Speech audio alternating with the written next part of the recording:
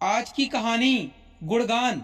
छोटी भाभी, यह कौन सा कंपनी का फिल्टर उठा लाई हो? मार्केट में इतनी सारी कंपनी है, तुम्हें सबसे घटिया कंपनी ही मिली फिल्टर लाने के लिए। मानसी ने अपनी भाभी रजनी से कहा। रजनी 2 मिनट मौन हो गई और काम करने के बहाने दूसरे कमरे में चली गई। उतने में ही बड़ी भाभी कोमल आई। मानसी बोली, बड़ी भाभी, आप लोगों का कोई स्टेटस है कि नहीं? जब भी आती हूँ वहीं पुरानी गैस, पुराना टीवी और पुराना सोफा सेट। अब की बार यह फिल्टर नया लगाया है, वह भी सस्ती कंपनी वाला। बड़ी भाभी कोमल कहना तो बहुत कुछ चाहती थी मगर बोली नहीं, क्योंकि वह भी रजनी की भांति जानती थी कि मानसी को कुछ भी कहने पर एक नया बखेड़ा खड़ा हो जाएगा। इस घर की इकलौती लाडली बेटी जब भी आती है तो या तो अपने घर की हैसियत के गुण गाती है या अपने बच्चे के बखान करती है। ऐसे लोगों के मुंह लगकर अपनी ही मुंह खराब करना था। मानसी 2 भाइयों की और माता पिता की लाडली बेटी थी। बचपन से ही उसने जो मांगा उसे मिला और आगे चलकर शादी भी रईस घराने में हुई। अमीर घराने की बहू बनकर मानसी और सर पर चढ़ गई।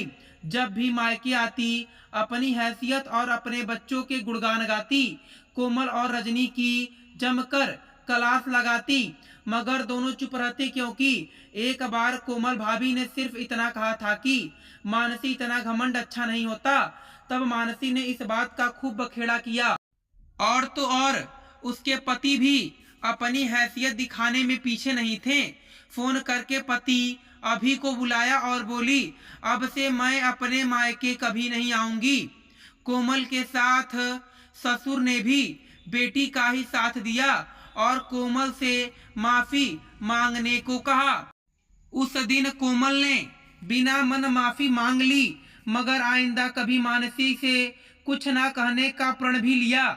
आज फिर से मानसी वही गलती दोबारा कर रही थी। मानसी बोली, भाभी अभी आओ मेरे घर, मैं हर 3 साल में चीजें बदलती हूँ। इंसान के पास पैसा हो तो उसे दिखाना भी चाहिए। कोमल बोली, मानसी तुम्हारे पास बहुत पैसा है, तुम यह सब कर सकती हो, मगर हमारे लिए यह सब संभव नहीं। मानसी बोली, दोनों भाई इतना तो कमाते हैं, आपको क्या कमी है? हर तीज त्योहार मुझे इतनी रीत देते हैं, मेरे लिए कभी कमी नहीं दिखाई, तो आपको क्यों दिखाएंगे?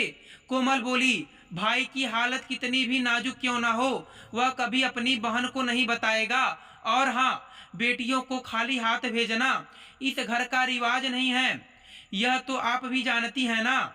रजनी भी दूसरे कमरे से आई और सारी बातें सुनकर बोली, छोड़िए ना भाभी, जाके पाँव न फटी विवाई, सो क्या जाने पीर पर आई। मानसी बोली, मतलब छोटी भाभी आप कहना क्या चाहती हैं? रजनी बोली, मानसी दीदी, आप दुखी की परिभाषा कभी समझ नहीं पाओगी, क्योंकि आपको जिंदगी में कभी दुख पड़ा ही नहीं। आपको वह सब मिला है जो आप चाहती थी और अब भी मिल रहा है। अब हम अपने घर का गुजारा कैसे चलाते हैं यह हम ही जानते हैं, इसलिए किसी को बोलने से पहले थोड़ा सोच लिया करो। आप बंगले कार वाली हैं, इसका मतलब यह नहीं है कि सब आपके गुलाम हैं। मानसी फिर गुस्से में लाल पीली हो गई और बोली, मैं तुम लोगों को अपना समझकर बोलती हूँ और तुम लोग आए दिन मेरी क्लास लेती हो, मुझे यहाँ आना ही नहीं चाहिए था। रजनी बोली, मानसी दीदी, अपनी गलतियों को सुधारने के बजाय आप हमेशा यह रोना धोना लगाई रहती हैं कि आपको यहाँ आना नहीं चाहिए था। आप आइए, मगर खुशी खुशी अपनों से बात कीजिए। यहाँ हर बार लोग आपके घर के गुणगान सुनने नहीं बैठे हैं।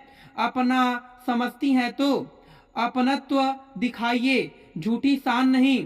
मानसी कुछ बोलती उससे पहले रजनी और कोमल दोनों घर के दूसरे कमरे में लग गईं। इस बार मानसी ने देखा कि उसकी इज्जत ना के बराबर है। वह सीधे अपने घर लौट गई। 6 महीने बीत गए।